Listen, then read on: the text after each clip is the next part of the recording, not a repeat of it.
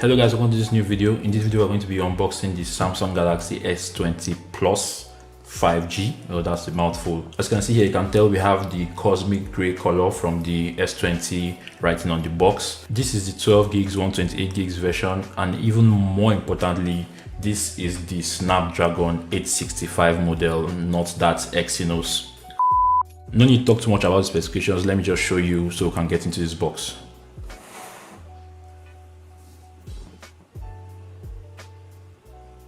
Let's take a look around.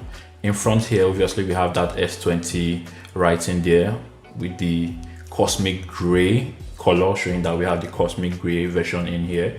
And as you can see there, we have the S20 Plus 5G written there. On the right side of the box, we have nothing. On the left side, we have Samsung Galaxy S20 Plus 5G written. And behind the box, it basically just shows us the packaging contents, which is the S20 phone. Well, obviously, I mean, if it's not in there, it's going to be weird.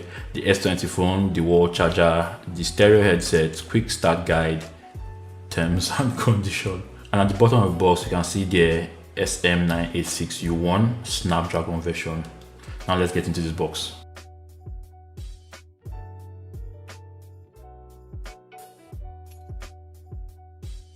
Firstly, we are greeted with the device itself. We'll just take that out of the way for the meantime. And here you can see the wall charger. It says super fast charging. In here, I'm guessing we have the cable for the charger. Type C to Type C. Sound by AKG here only suggests one thing, and that's the earbuds, which is a Type C connector. Very nice. And also you get extra tips. And hiding under the lid of the box here, we have there the SIM ejector tool, and I'm guessing some literature in here. So this is basically telling you that if you remove the screen protector on the screen of the device, the new screen protector may not work for all the touchscreen features, which I'm pretty sure they're talking about that ultrasonic in-display fingerprint sensor. So now that we have nothing else to play with that isn't the device itself, let's take a look at the device. It looks really nice. I would have preferred the cosmic black color though. However, I got this particular device for a really sweet deal. I paid less than $1,000 for this. However, this retails for around $1,200. This thing is really shiny, even more shiny than I thought. The bad news is that it's going to pick up a lot of fingerprints, but the good news is that you don't need a mirror.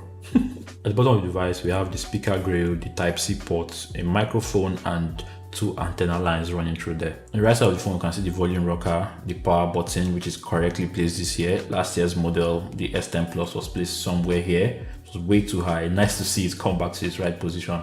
You can see that ever so slight camera bump there. The left side of the phone is clean with nothing besides the antenna line there. I really like that. We can also notice that the screen has that little curve there. However, it's flatter this year, which I really like compared to the S10 Plus from last year. At the top of the device, we have a microphone and we have that SIM tray. This device also allows for micro SD card expansion, which means you can add an extra 1 TB of storage to your device. Now it gets more interesting at the back, obviously, with that camera setup there. We have the standard lens, we have the ultra wide, telephoto lens, and of course the depth sensor with, well, the flash up there. Now let's power on the device. Hopefully it has some juice.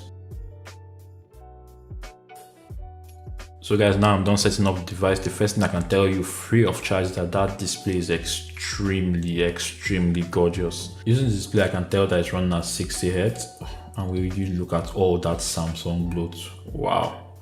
Anyways, I'll just go into settings and bump that up to 120 Hz. So display, motion smoothness, and 120 Hz. Some demonstration here. Apply. And right away, I can just tell a difference. Like, it is already a lot smoother. This is just a joy. This is madness. Everything is like butter. And up there we have that 10 megapixel hole punch selfie camera, which can shoot 4K in 60 frames per second, by the way, and just makes the phone look that much more premium, especially with the bezel-less display compared to something like this. Wow. Now let's test the ultrasonic in-display fingerprint sensor. Muscle memory will help you learn where it is over time.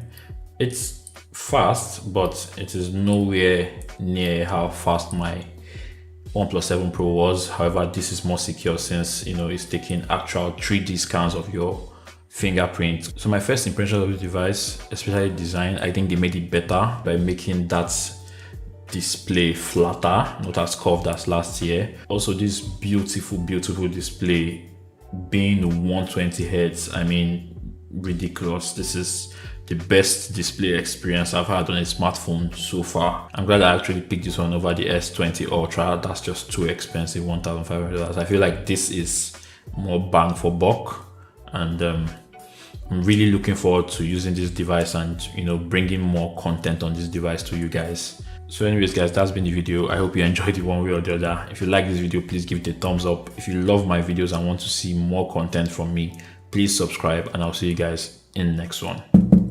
Bye.